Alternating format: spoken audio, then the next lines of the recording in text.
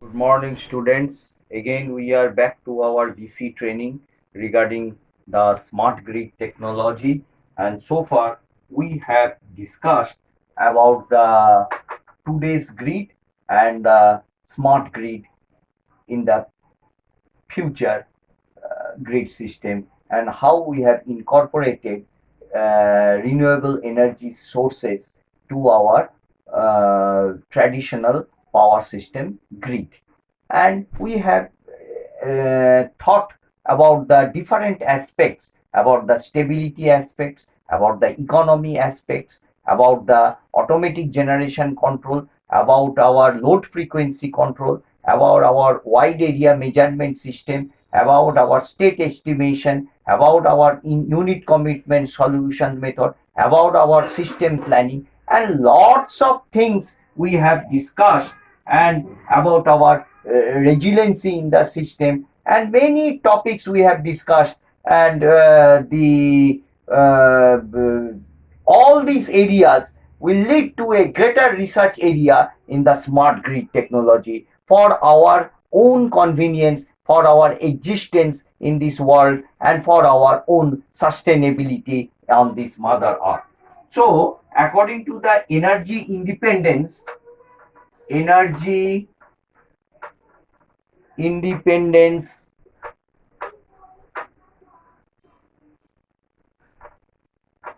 according to the Energy Independence and Security Act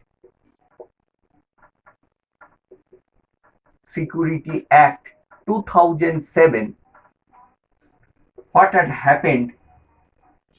So the Energy Independence and Security Act is defined as short form is EISA 2007, signed by the President George Bush,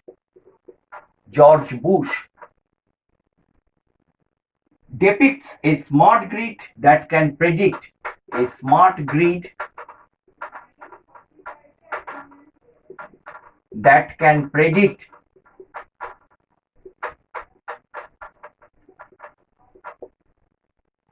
adapt and reconfigure predict adapt and reconfigure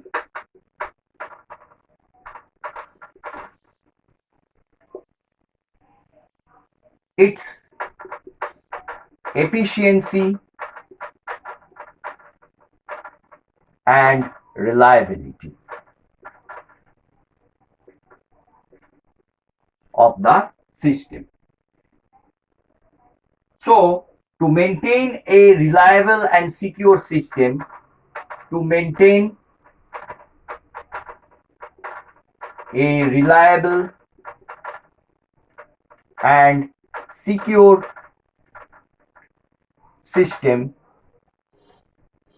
So the secured means voltage secure, frequency secured, reactive power secured, and resource secured, transmission line secured, line loadability secured. Each and every secured constraints will be coming under the smart grid. And reliable means the uninterrupted power supply. That is, particularly we have to have the reserves in the system, that is the spinning reserves. So during the emergency state of a system, if the system can't reciprocate to give to the customer end, its reserves will be able to give. And our clean energy, green energy is our distributed generator system, create a microgrid of its own, and we have to provide power to the customers, and we can make a smaller cluster of the national grid in the system, so that each and every power user can become a power provider to the grid in the system. User becomes provider of power. So under all these conditions, what are the EIs EISA, Energy Independent Security Act 2000. Let us discuss point wise.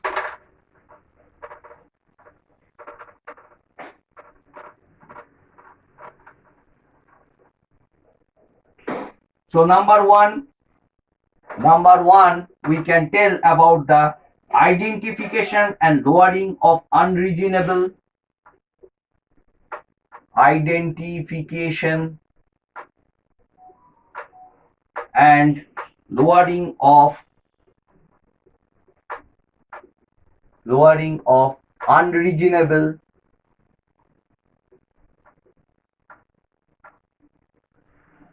and unnecessary barriers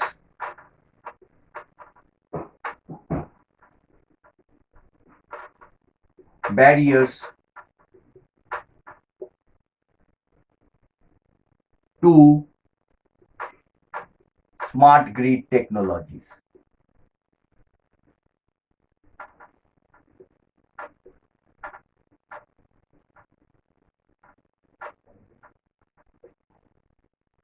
Practices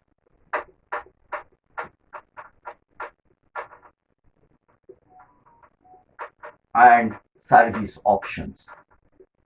So what does this mean? Suppose I want to make a solar cell in my house and my colony wants to make some solar panels, set a solar panels on the rooftop, and during emergency condition I want to extract power from the peak load. I want to extract power and save the thermal power plants for not providing the power. So the local MLAs, the local power policy makers, they should not interrupt due to the unreasonable and unnecessary barriers in the system. I want to make my grid smarter. So each and every government option, service options, identification, so they must be helpful to make the customer more reliable, and they can have power of its own. They can provide the power and they can make their own distributed generation systems. So there should not be any barriers from the local power policy makers. Number two is provision to customers of timely information. There must be a provision to customers of timely information. So information must flow. So that means the IT sector must boom up. Number three, so information must be flowing to the customers. So digital transformation and control technology, digital transformation and control technology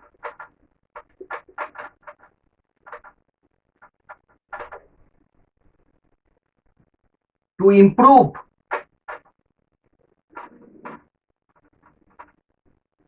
the reliability, security and efficiency. Reliability, security and efficiency in the system. So these are the slogans made by the EISA Act, according to the EISA Act. Number four, development and incorporation of demand response. Development and incorporation of demand response. This is a most important topic of your research. DR, demand response. Most people are doing researches, young engineers are doing researches on this topic, demand response, DR, and energy efficiency resources. Energy efficiency resources and demand side resources. Demand side resources. Number 5, development of integration of advanced electric storage. Development of integration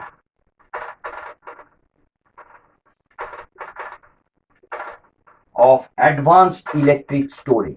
We have to increase our storage system.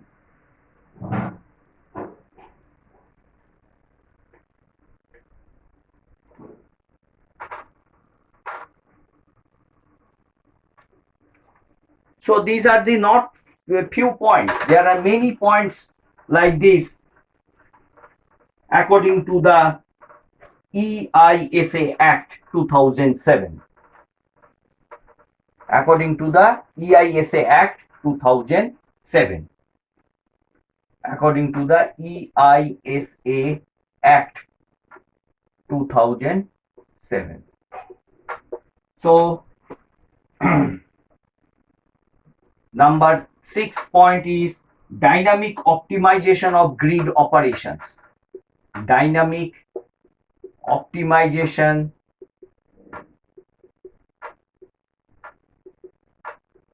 of grid operations and resources.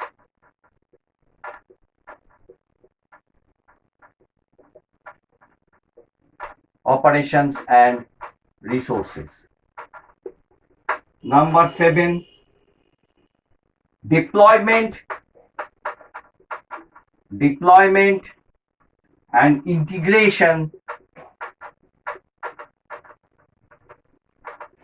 of distributed generation sources, DG sources. Means distributed generation sources.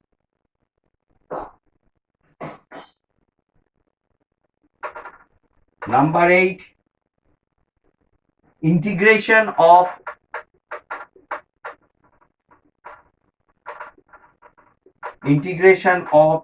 smart appliances.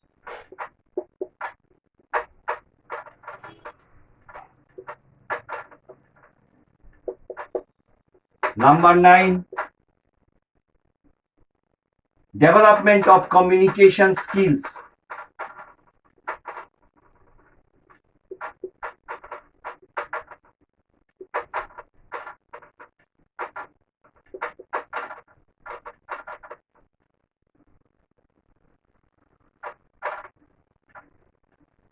And appliances and equipments.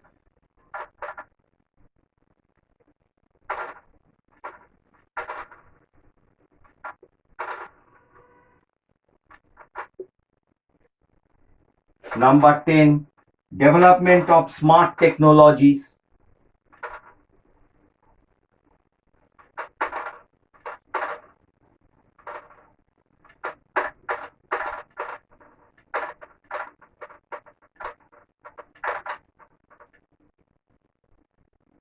Automated and interactive technologies. Automated and interactive technologies.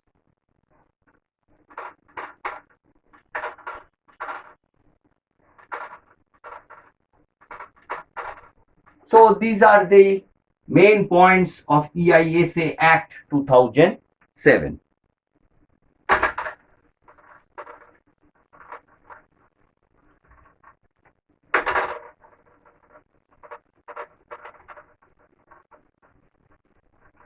So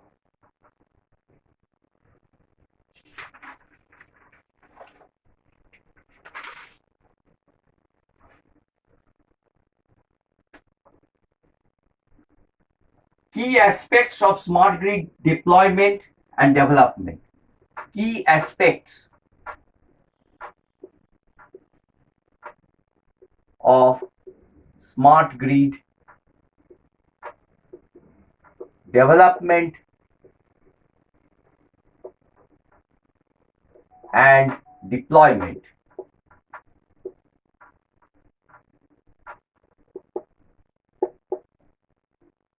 So, number one, you can say it is environment and economics.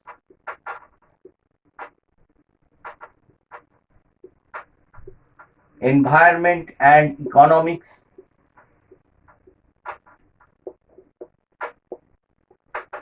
Number two, you can say power system enhancement.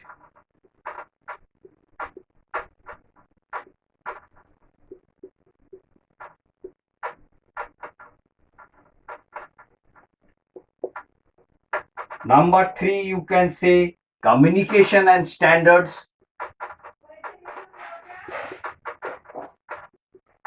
Communication and standards. Number four, you can say computational intelligence.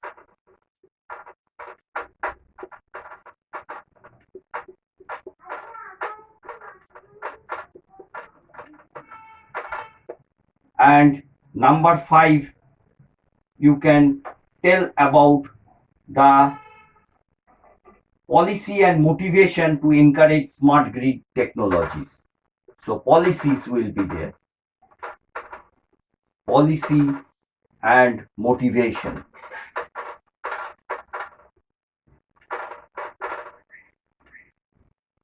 To encourage smart grid.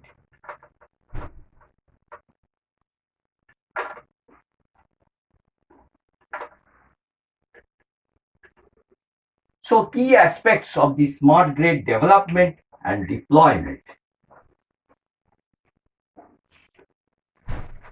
So in the smart grid, what major aspects a person has to notice, and he has to do research, and he has to think about our grid system. Now our grid is a national grid with pulsating at 50 Hz frequency. And we are making it a smart grid. So number one is smart grid. Number two, we can talk about the smart grid, how it functions.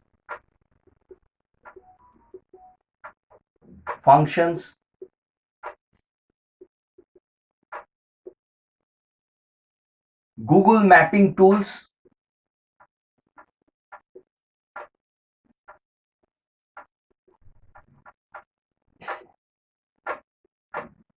Google mapping tools. Multi-agent system technology. Mass technology. That is known as multi-agent system.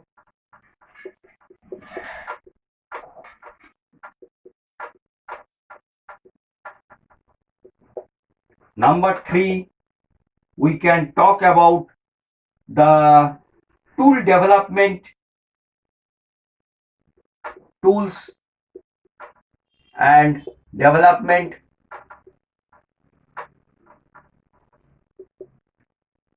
And new approach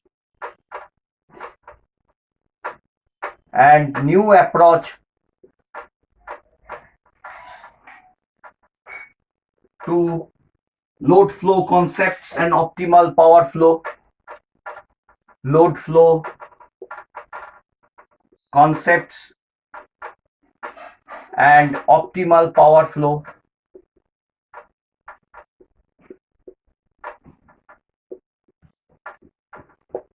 Number four, about the voltage and angle stability.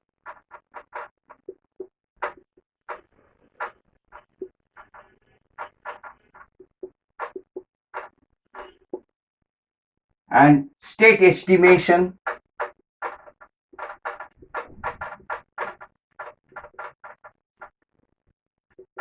I think voltage stability you have not read.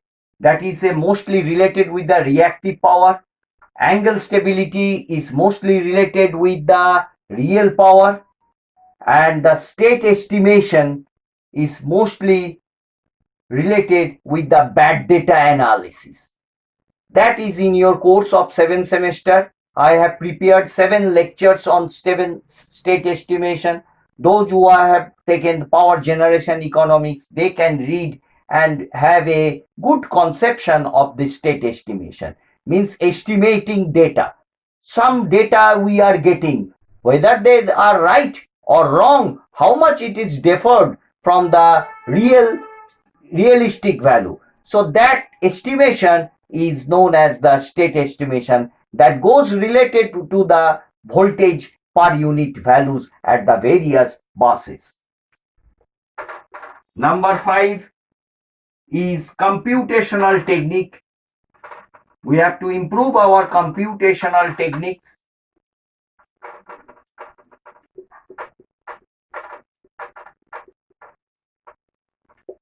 Number 6, barriers and solutions to smart grid development.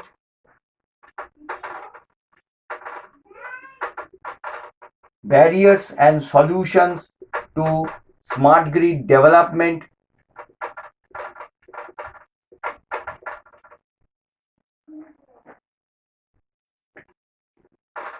Number 5 is about the here in barriers and solutions to smart grid development, we have bulk power automation, distribution automation, all automations, generation automation, bulk power automation, distributed automation. So the automation concept will be coming.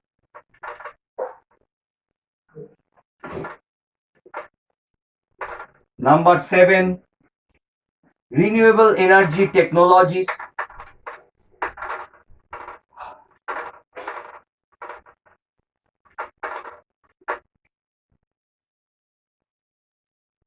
Number 8, about the cyber security.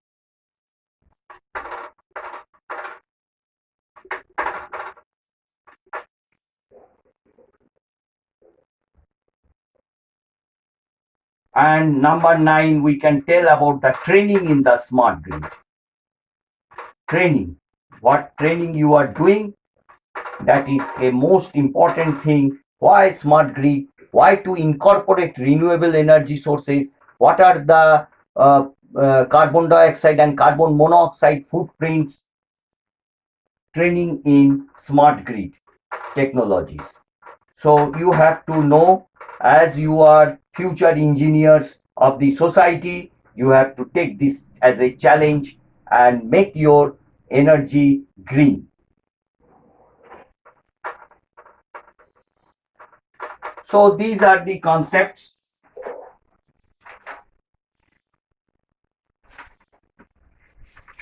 So let me discuss about some other things about the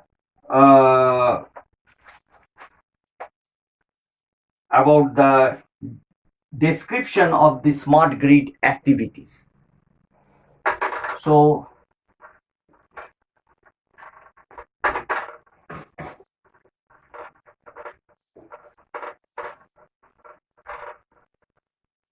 about the smart grid activities.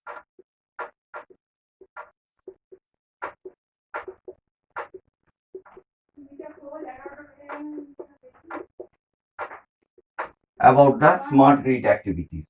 One is, number 1, you can talk about the advanced metering infrastructure. Advanced metering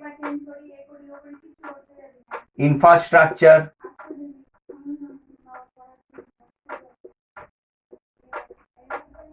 That is known as AMI.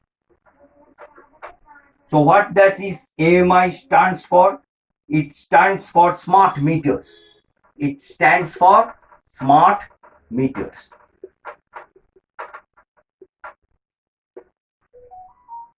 The smart grid is often associated with electrical meters or smart meters.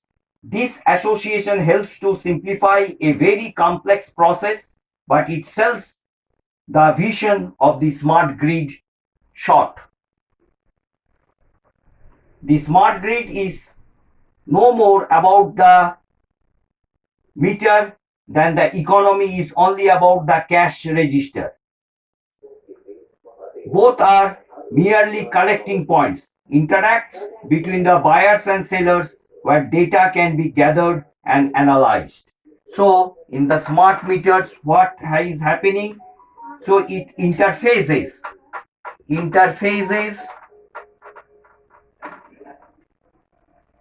between the buyer and seller,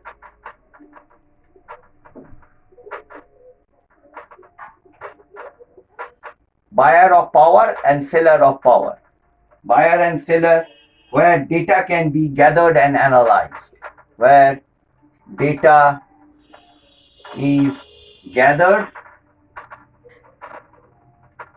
and analyzed.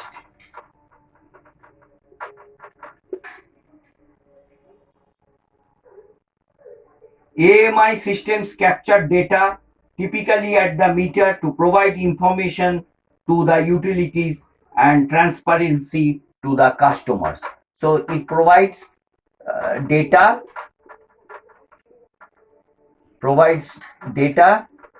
gives transparency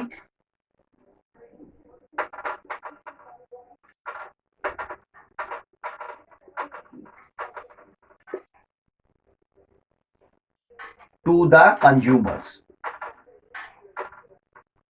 who are utilizing the power. It is usually the case that EMI systems are a variety of wireless systems. So these are the wireless systems.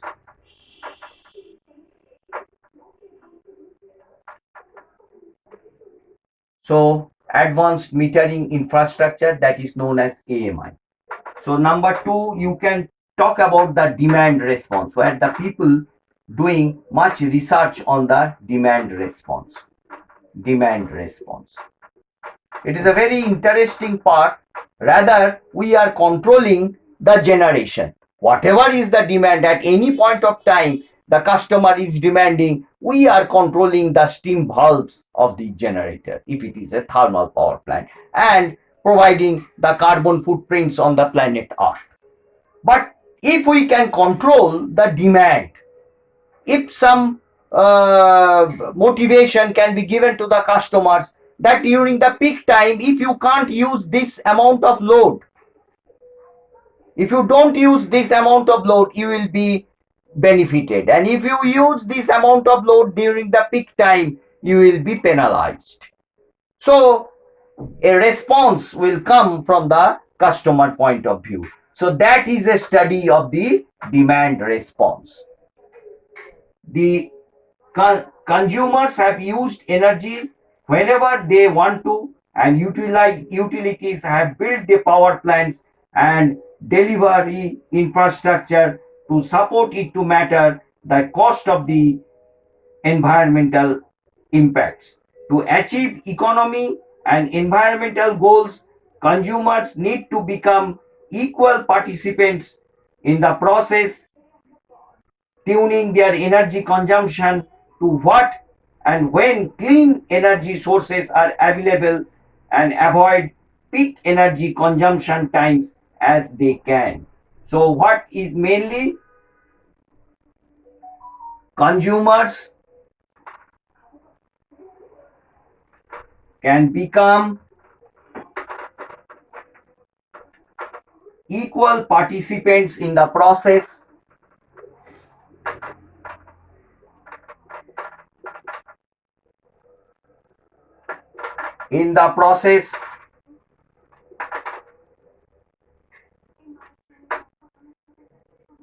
tuning their energy consumption, tuning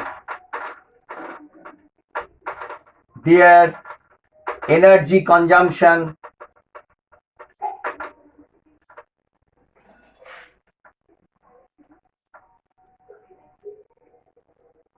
when clean energy sources are available, when clean energy sources are available,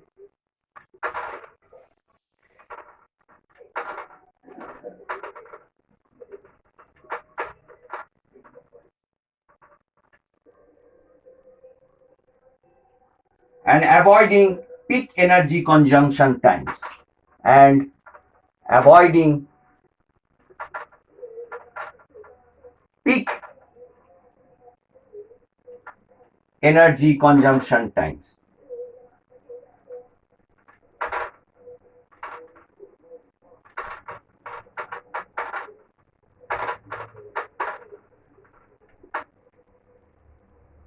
If some electricity consuming devices can be deferred to non-peak time, everyone wins.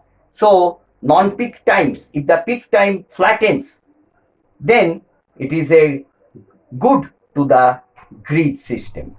It is a benefit for the grid system. So that's a study of the demand response, and one of the most important activity in the make the system more smarter and make the system more greener. So there are another topics also, critical peak pricing and time of using pricing. So critical peak pricing and time of use pricing. So time of use pricing. So smart grid activities are this one: use of the advanced meter, that is